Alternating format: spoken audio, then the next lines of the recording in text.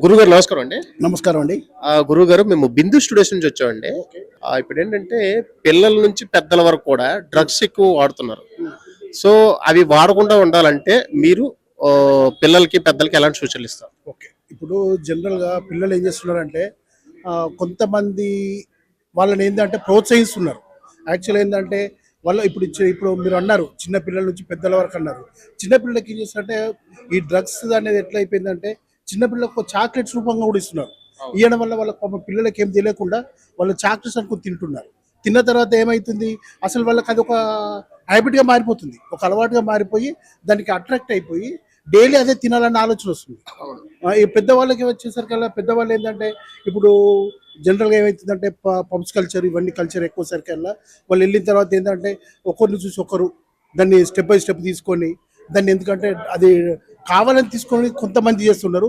కొంతమంది అందరిని వేరే వాళ్ళని చూసి ఇన్స్పైర్ అయ్యి మనం కూడా తీసుకుంటే బాగుంటుంది, మనం కూడా ఈ విధంగా చేయవచ్చు అన్న ఆలోచనతోటి కొంతమంది తీసుకుంటున్నారు. కానీ యాక్చువల్లీ చెప్పాలంటే ఇది మన సంస్కృతి కాదు.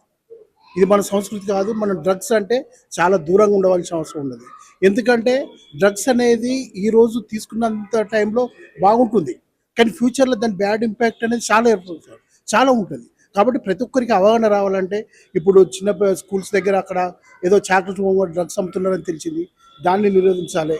యాక్చువల్‌గా ఇప్పుడు మనం ఎన్నో డైలీ న్యూస్ టీవీలలో చూస్తున్నాం. అక్కడ డ్రగ్ దొరికింది, ఇక్కడ డ్రగ్ దొరికిందని. దాన్ని కూడా గవర్నమెంట్ సీరియస్‌గా తీసుకొని కంట్రోల్ చేయాలి. కంట్రోల్ చేసినప్పుడు ఏమవుతుందంటే అప్పుడు తీసుకునే వాళ్ళకు కూడా అందుబాటులో ఉండదు కాబట్టి అప్పుడు వాళ్ళు కూడా ఎవరు తీసుకోవడానికి ముందుకు రారు. మళ్ళీ తర్వాత డ్రగ్ అమ్మే వ్యక్తి అయినా నా వరకు నేను చెప్తున్నాను, డ్రగ్ అమ్మిన వ్యక్తి కానీ డ్రగ్ తీసుకున్న వ్యక్తి కానీ పనిష్మెంట్ అనేది ఒకటి సీరియస్ పనిష్మెంట్ ఉండాలి.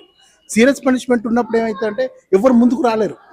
ఎందుకంటే అక్కడ ఇప్పుడు ఎగ్జాంపుల్ మనం అబ్రాడ్ చూస్తాం, ముస్లిం కంట్రీస్లో చూస్తే ఒక తప్పు చేసిండంటే ఒక చేతితోటి ఒక చేయి తీసేస్తారు అంటారు. ఈ విధంగా జరుగుతాయి. అట్లాంటి పనిష్మెంట్ ఉన్నప్పుడు అక్కడ అసలు ఏమి ఉండదు. ఇప్పుడు ఎగ్జాంపుల్ చూస్తే మీరు సౌదీ కానీ దుబాయ్ కానీ తీసుకుంటే ఒక అమ్మాయి గురించి చూడాలంటే భయపడతారు. జస్ట్ దుబాయ్ అంటే కొంచెం లిబరలైజ్ ఉంటుంది. ఖతార్ కానీ సౌదీ కానీ నేను కొన్ని కంట్రీస్ వెళ్ళాను, నేను కొన్ని కంట్రీస్లో చూశాను. చూడాలంటే కూడా చూడలేకపోతారు. ఎందుకంటే అక్కడ పనిష్మెంట్ అనేది ఆ విధంగా ఉండదు కాబట్టి ఎవరైనా ఏం చేస్తారంటే దానికి ముందుకు పోవడానికి ఛాన్స్ ఉండదు. వాళ్ళ కంట్రోల్లో వాళ్ళు ఉండగలుగుతారు. ఇక్కడ కూడా ఏంటంటే ఒక డ్రగ్స్ అనేది అలా కనపడకుండా ఉండాలంటే ఆ విధంగా సీరియస్గా ఉండాలని నా అభిప్రాయం. థ్యాంక్ యూ గురుగారు.